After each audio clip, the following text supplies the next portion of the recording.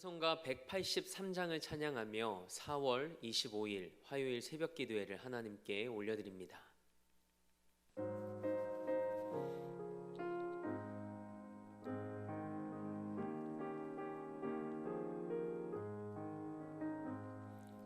빈들의 마른 풀같이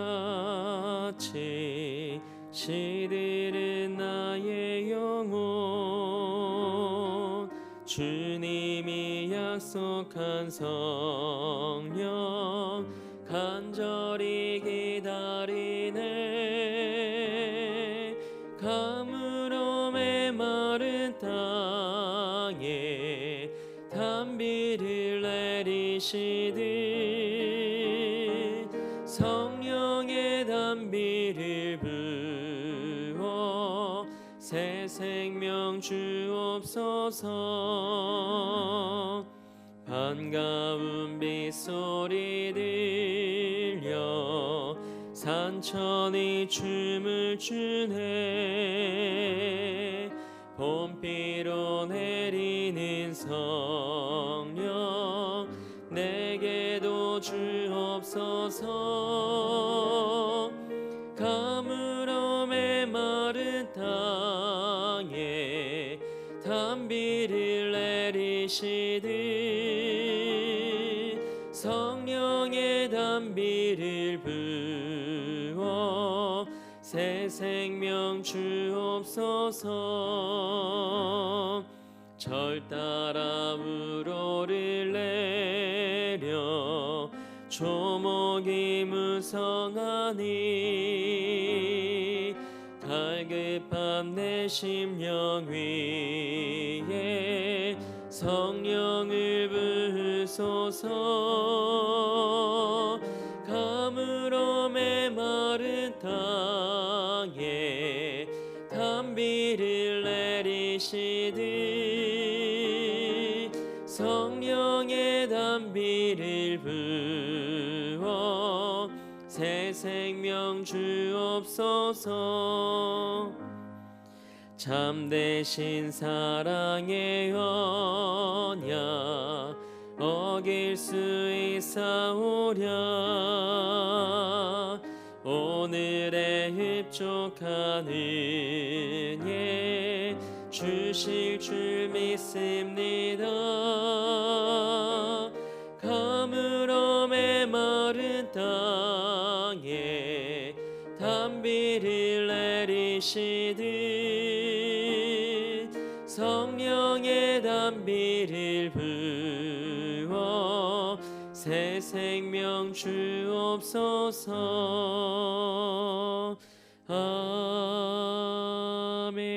아멘. 사도신경으로 우리의 신앙을 고백합니다.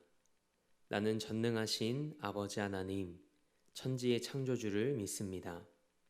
나는 그의 유일하신 아들, 우리 주 예수 그리스도를 믿습니다. 그는 성령으로 잉태되어 동정녀 마리아에게서 나시고 본디오 빌라도에게 고난을 받아 십자가에 못 박혀 죽으시고 장사된 지 사흘 만에 죽은 자 가운데서 다시 살아나셨으며 하늘에 오르시어 전능하신 아버지 하나님 우편에 앉아 계시다가 거기로부터 살아있는 자와 죽은 자를 심판하러 오십니다. 나는 성령을 믿으며 거룩한 공교회와 성도의 교제와 죄를 용서받는 것과 몸의 부활과 영생을 믿습니다. 아멘.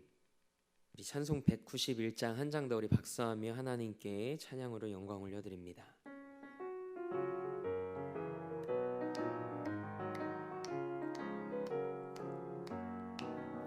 내가 매일 기쁘게 순례의 길 행함은 주의 팔이 나를 안보함이요. 내가 주의 큰 복을 받는 참된 비결은 주의 영이 함께함이라. 성령이 계시네 할렐루야 함께하시네. 좁은 길을 걸으며 밤낮 기뻐하는 것 주의 영이 함께함이라. 전에 죄에 빠져서 평안함이 없을 때 예수 십자가의 공로 힘입어 그 발 아래 엎드려 참된 평화 얻음은 주의 영이 함께함이라. 성령이 계시네 할렐루야 함께 하시네. 좁은 길을 걸으며 밤낮 기뻐하는 것 주의 영이 함께함이라. 나와 동행하시고 모든 염려하시니 나는 숲의 새와 같이 기쁘다. 내가 기쁜 마음으로 주의 뜻을 행함은 주의 영이 함께함이라. 성령이 계시네 할렐루야 함께 하시네. 좁은 길을 걸으며 밤낮 기뻐하는 것 주의 영이 함께함이라. 세상 모든 욕망과 나의 모든 정욕은 십자가의 힘이 못을 박았네. 어두운 밤이 지나고 무거운 짐 벗으니 주의 영이 함께함이라. 성령이 계시네 할렐루야 함께 하시네. 좁은 길을 걸으며 밤낮 기뻐하는 것 주의 영이 함께함이라. 아멘. 오늘 우리에게 주신 하나님의 말씀은 이사야서 32장 15절에서 20절 말씀입니다. 하나님의 말씀을 받겠습니다 고백한 후에 저와 여러분 한 목소리로 합독하겠습니다. 하나님의 말씀을 받겠습니다. 마침내 위에서부터 영을 우리에게 부어주시리니 광야가 아름다운 밭이 되며 아름다운 밭을 숲으로 여기게 되리라. 그때 정의가 광야에 거하며 공의가 아름다운 밭에 거하리니 공의의 열매는 화평이요 공의의 결과는 영원한 평안과 안전이라. 내 백성이 화평한 집과 안전한 거처와 조용히 쉬는 곳에 있으려니와 그 숲은 우박이 상하고 성읍은 파괴되리라. 모든 물가에 씨를 뿌리고 소와 나귀를 그리로 모는 너희는 복이 있느니라. 아멘. 하나님의 말씀으로 새로운 하루를 여는 사랑하는 성도님들의 삶에 하나님의 영이 부어지는 은혜가 임하길 주님의 이름으로 축복합니다. 오늘은 마침내 성령이 임할 때라는 제목으로 하나님의 말씀 함께 나누고자 합니다. 우리가 신앙생활을 하면서 가장 많이 하는 기도 중에 하나가 성령의 충만함을 구하는 기도가 아닐까 합니다. 여러분은 성령의 충만함을 사모하십니까? 그렇다면 성령의 충만이 무엇일까요? 성령의 충만이란 내 힘과 의지로 살아왔던 나의 삶은 사라지고 성령님께 사로잡혀 그분이 이끄시는 대로 순종하며 살아가는 삶을 의미합니다. 여러분의 삶이 성령님께서 주인 되신 삶이 되길 축복합니다. 성령님께서 이끄시는 대로 순종할 때 삶의 모든 자리에서 하나님의 역사를 경험하고 맛보게 될 줄 믿습니다. 오늘 우리가 함께 읽은 말씀은 하나님의 심판에서 다시 하나님의 구원과 회복으로 전환되는 말씀입니다. 예수 그리스도가 왕으로 임하셔서 통치하시고 다스리시는 나라, 그리고 하나님의 심판이 임하지만 하나님의 영을 부어주셔서 그분이 원하시는 나라를 마침내 이루어 가시는 하나님의 모습을 우리는 보게 됩니다. 그 나라가 어떤 나라인지 하나님께서 이사야 선지자를 통하여 이렇게 말씀하십니다. 본문 16절과 17절 말씀입니다. 그때 정의가 광야에 거하며 공의가 아름다운 밭에 거하리니 공의의 열매는 화평이요 공의의 결과는 영원한 평안과 안전이라. 아멘. 성령의 임재로 회복될 땅은 하나님의 공의와 정의로 충만합니다. 그리고 성령으로 회복된 백성은 더 이상 세상의 무력에 집착하지 않습니다. 그들은 하나님의 말씀을 쫓아 공의와 정의를 추구하는 하나님 나라를 사모합니다. 이들의 삶에 하나님께서 허락하시는 선물이 있습니다. 바로 참된 평안입니다. 이것은 하나님이 주시는 평안이죠. 요한복음 14장 27절 말씀입니다. 평안을 너희에게 끼치노니 곧 나의 평안을 너희에게 주노라.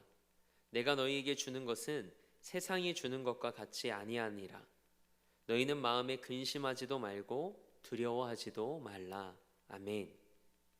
하나님과 화목한 관계를 가질 때 참된 평안이 있습니다.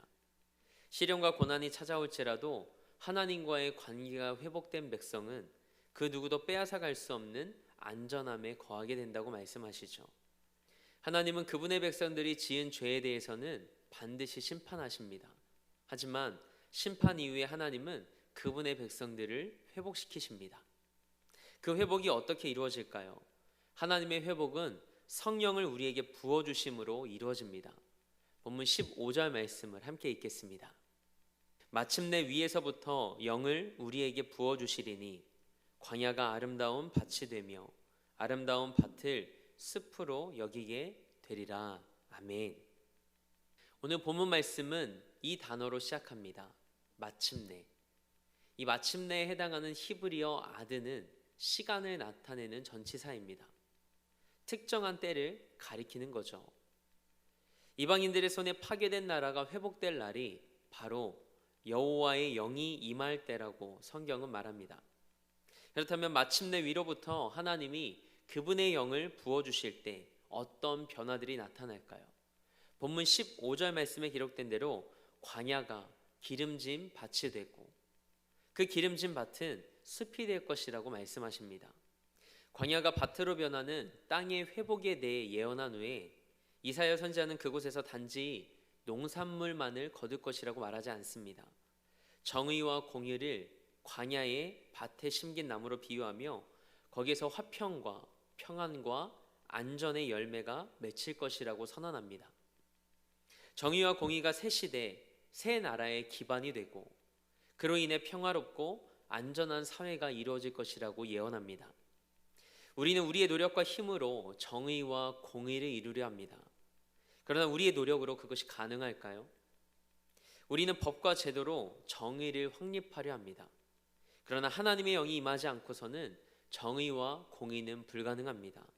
이 세상에서 많은 이들이 정의를 부르짖습니다. 하지만 그들의 삶에서 우리는 불의를 봅니다.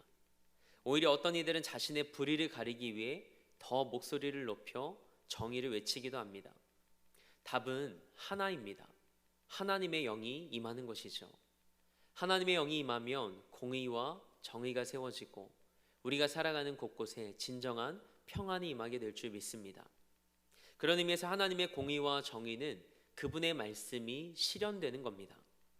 하나님의 영은 안일한 신앙에 빠진 이들을 돌이켜 하나님을 찬양하게 하고 하나님을 예배하게 할 것입니다. 광야와 같던 그들의 삶은 아름다운 밭이 될 것이고 놀라운 회복의 역사가 일어나게 될 것입니다. 공의와 정의가 열매 맺는 땅에서 하나님의 백성들이 평안을 누린다는 예언이 이어지다가 갑자기 19절 말씀에서 분위기가 바뀝니다. 그 땅의 숲은 우박에 상하고 성읍은 파괴될 것이라고 예언됩니다. 이 말씀은 하나님의 백성과 대조적으로 악한 기득권자들은 여전히 심판 아래에 있을 것이라는 말씀입니다. 울창한 숲과 견고한 성읍은 이사야서 말씀 안에서 인간의 성취와 교만의 상징으로 하나님의 심판의 대상이 됩니다. 그렇기에 숲이 우박에 상하게 된다는 것과 성읍이 파괴된다는 말씀은 교만한 기득권자들에 대한 심판을 의미합니다. 그리고 마지막 20절 말씀은 다시 하나님의 백성이 누리게 될 복에 대해서 기록하고 있습니다. 구약 성경에는 성령에 대한 계시가 신약 성경처럼 분명하진 않습니다. 하지만 이사야 선지자는 하나님의 영의 역사를 이렇게 언급합니다. 이사야서 61장 1절 말씀입니다. 주 여호와의 영이 내게 내리셨으니 이는 여호와께서 내게 기름을 부으사 가난한 자에게 아름다운 소식을 전하게 하려 하심이라. 나를 보내사 마음이 상한 자를 고치고 포로된 자에게 자유를, 갇힌 자에게 노임을 선포하며. 아멘. 성령이 임하면 마음이 상한 자가 고침을 받고 포로된 자가 자유케 된다고 말씀합니다. 또 성령이 임하면 어떤 역사들이 일어나나요? 자녀들은 예언할 것이요, 청년들은 환상을 보고 아비들은 꿈을 꾸게 될 것이라고 성경은 말합니다. 성령이 제자들의 삶에 임했을 때는 어떤 변화가 일어났나요? 두려움에 떨던 제자들이 복음을 담대히 전하는 복음의 증인들이 되었습니다. 이처럼 우리 삶에도 마침내 성령이 임하길 기도하는 이 새벽이 되길 원합니다. 마침내 여러분의 자녀의 삶 가운데 성령이 임하여 여러분의 자녀들의 삶이 하나님 앞에 참된 예배자가 되길 기도하는 이 새벽이 되길 원합니다. 마침내 성령이 여러분의 가정 가운데 임하여 여러분의 가정에서 하나님 나라를 경험하는 은혜가 있길 주님의 이름으로 축복합니다. 마침내 성령이 우리 교회에 임하여 성령께서 이끄시는 교회가 되길 소망합니다.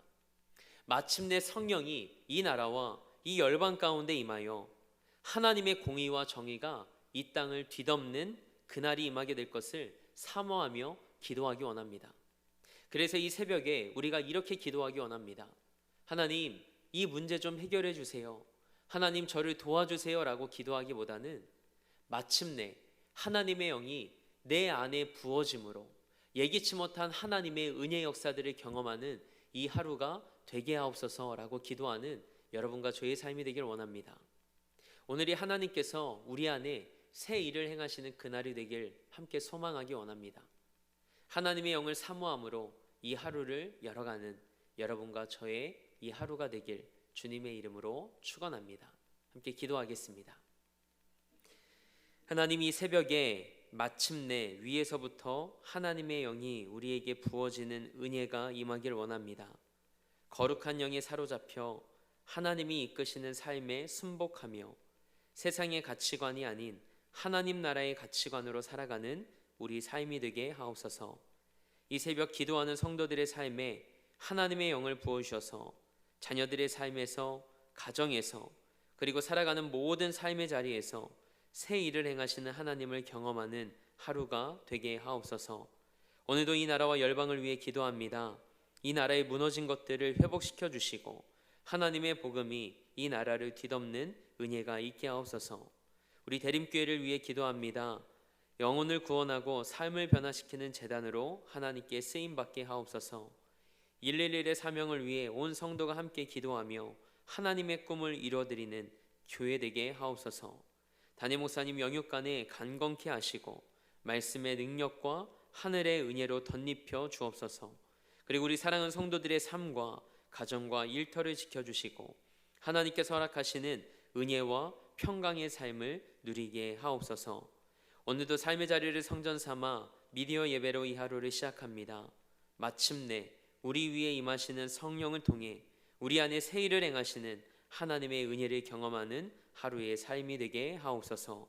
그렇게 하실 하나님을 기대하며 우리 삶의 목적 되시고 이유 되신 우리 주 예수 그리스도의 이름으로 기도합니다. 아멘. 하늘에 계신 우리 아버지, 아버지의 이름을 거룩하게 하시며 아버지의 나라가 오게 하시며 아버지의 뜻이 하늘에서와 같이 땅에서도 이루어지게 하소서. 오늘 우리에게 일용할 양식을 주시고 우리가 우리에게 잘못한 사람을 용서하여 준 것 같이 우리 죄를 용서하여 주시고 우리를 시험에 빠지지 않게 하시고 악에서 구하소서. 나라와 권능과 영광이 영원히 아버지의 것입니다. 아멘.